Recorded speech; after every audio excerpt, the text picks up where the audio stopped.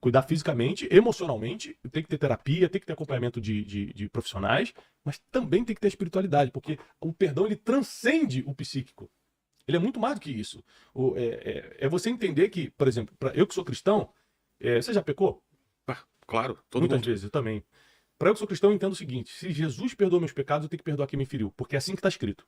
É lógico que isso aqui é uma filosofia cristã, está escrito na Bíblia, eu acredito. Jesus fala o seguinte: olha que forte. Você não precisa me amar para eu te amar. Você amando Jesus ou não, ele te ama. Ele me amou primeiro, está escrito. Se está escrito, é verdade para mim. Você não precisa ser fiel a Jesus para ele ser fiel a você. Porque se um homem é infiel, o Senhor permanece fiel, está escrito. Mas Jesus fala assim, com as palavras dele: se você não perdoar quem te feriu, o meu Pai que está nos céus também não perdoa seus pecados. Cara, Então, isso é muito o sério. perdão é condicional, tem uma condição. Diferente do amor e da fidelidade, o perdão tem uma condição. Então, eu perdoo as pessoas, por isso que eu digo que transcende ao psíquico. Porque não é só porque eu quero perdoar, porque eu quero estar bem comigo, eu quero ser feliz. É porque é um mandamento. Perdão é um mandamento. Eu preciso perdoar para ser perdoado. Porque eu tenho muita dívida para pagar com Deus. Então, para ser perdoado, eu preciso perdoar. Então, na infância entraram muitos problemas que criam um futuro sem paz. Qual é o contrário de paz? Perturbação. Qual é o contrário de prosperidade? Escassez. Quem é a pessoa que está me escutando agora que quer viver perturbada e em falta de tudo? Ninguém. Então você tem que começar a cumprir princípios e colocar as emoções no lugar para isso acontecer. Princípios apontam para a espiritualidade e emoções inteligentes apontam para a sua psique. Tô vendo aqui no livro os 10 princípios, né? Uhum. O primeiro é o princípio da maturidade, a gente falou um pouco disso. Isso aí, Quer desenvolver mais? inteligência emocional pura. É. Porque é o seguinte, o apóstolo Paulo, eu começo a sair com uma frase do apóstolo Paulo, que ele fala o seguinte: quando eu era menino, eu falava como menino, agia como menino e me comportava como menino. Agora que eu sou adulto, eu abandonei as coisas de menino. Escuta só, Deus não tira a imaturidade de você, você quem abandona. Ah, Deus me ajuda a abandonar essa imaturidade. Não, não é assim. Existem coisas que Deus não tira de você e tem coisas que ele não te dá. Por exemplo, coragem. Ai, Deus me dá coragem. É uma coisa que o brasileiro adora pedir para Deus. Deus não dá coragem. Para Josué ele fala assim: sê tu, forte e corajoso. Você que tem que tirar coragem. Tem decisões que dependem do ser humano. Claro, senão você não tem livre-arbítrio, né? Não, Se ele te der a coragem. o livre-arbítrio é até discutível. É discutível. Sério? Eu tô numa fase, cara, eu tô numa fase teológica de muito confronto comigo mesmo. Porque, por exemplo, se o livre-arbítrio em sua integralidade for verdade, eu posso decidir a partir de hoje não pecar. Tá, nesse sentido é impossível. Possível. Possível. Então, assim, o que eu acredito é que a gente tem algumas decisões que são livres. Isso é o meu pensamento de hoje. É claro que quando se trata de filosofia, teologia e ciência, a gente tem que estar aberto sempre ao novo. Eu estou aberto ao novo. Claro. Hoje, 2024, eu penso o seguinte, que é um meio a meio. Entre o determinismo, tudo está escrito, e o meu poder de decisão, que é o livre-arbítrio. Existe uma verdade dos dois lados para ser estudada. Eu estou numa fase, sou muito novo ainda, estou numa fase de construção de pensamentos sobre isso. Mas o que eu acredito sim é que você tem um poder de decisão em muitas coisas. Como, por exemplo, ter coragem ou não. Entendi.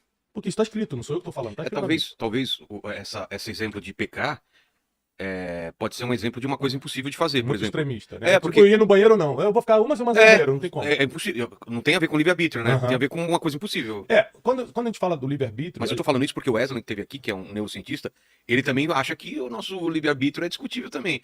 Tem muitas reações químicas, tem muita coisa acontecendo no nosso corpo que joga a gente para um lado, né? A gente já tem o nosso viés.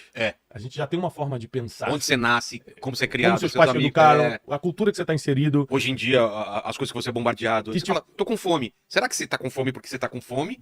Ou porque você acabou de passar por algum anúncio, ou você viu alguma coisa no... É a diferença de fome e apetite, né? Fome é o que o teu corpo tá precisando, apetite é o que a tua mente tá pedindo. Verdade.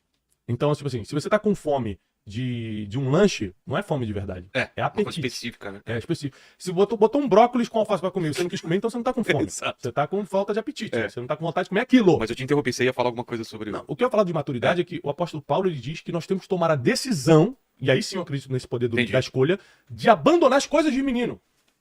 Então, por exemplo, eu ficar chateado contigo e virar a cara pra você é coisa de menino. Ontem eu fiquei chateado numa situação, um pouco antes de entrar no programa, eu fiquei chateado numa situação, mas resolvi ali mesmo. E falei com a pessoa, cara, a gente precisa resolver porque eu tô chateado. Ó, foi assim, eu acho que tem que falar diferente comigo. Tem que falar...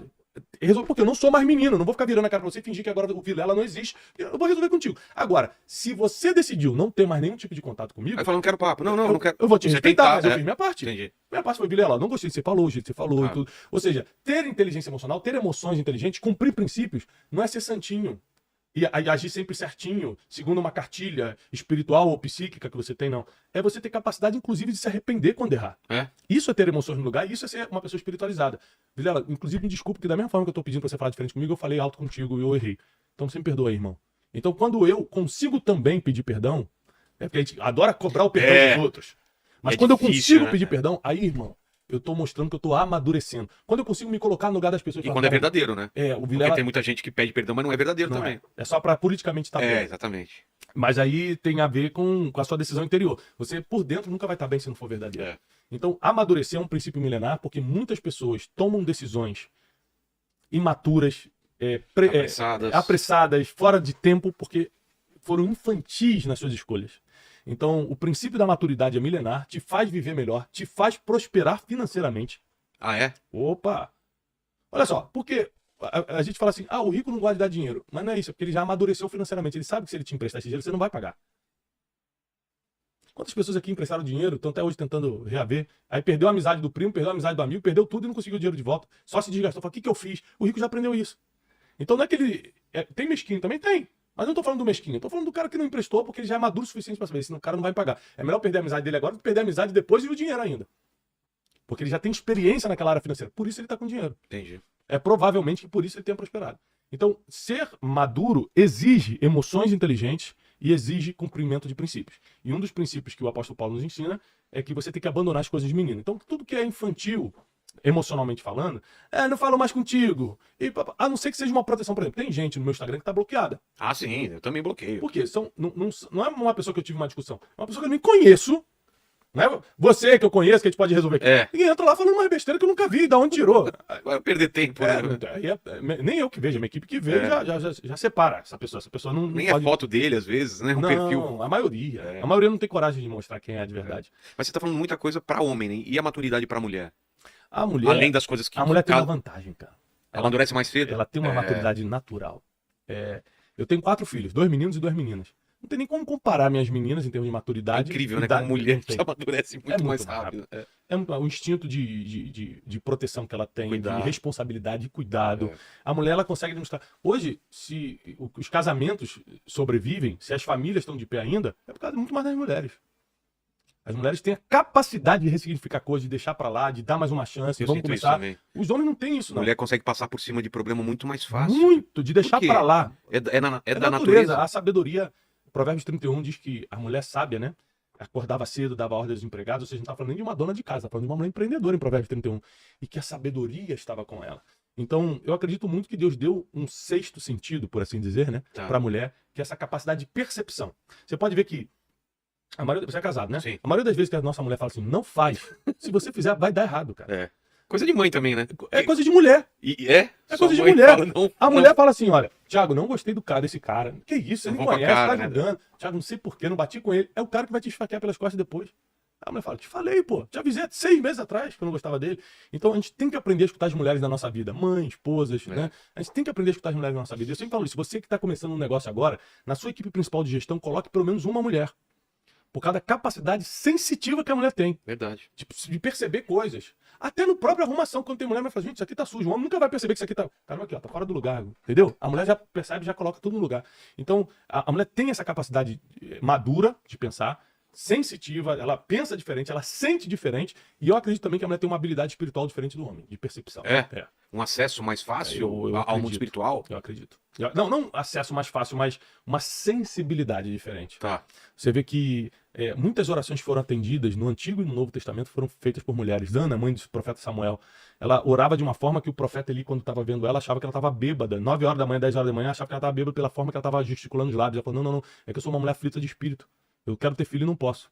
E aí ele profetiza sobre ela. Então, daqui a 1 ano você vai voltar aqui, você já vai estar com filho. E ela dá a luz ao grande profeta Samuel, que foi o cara que ungiu Davi como rei. Então, grandes orações foram de impossíveis, foram atendidos por Deus pela boca de uma mulher.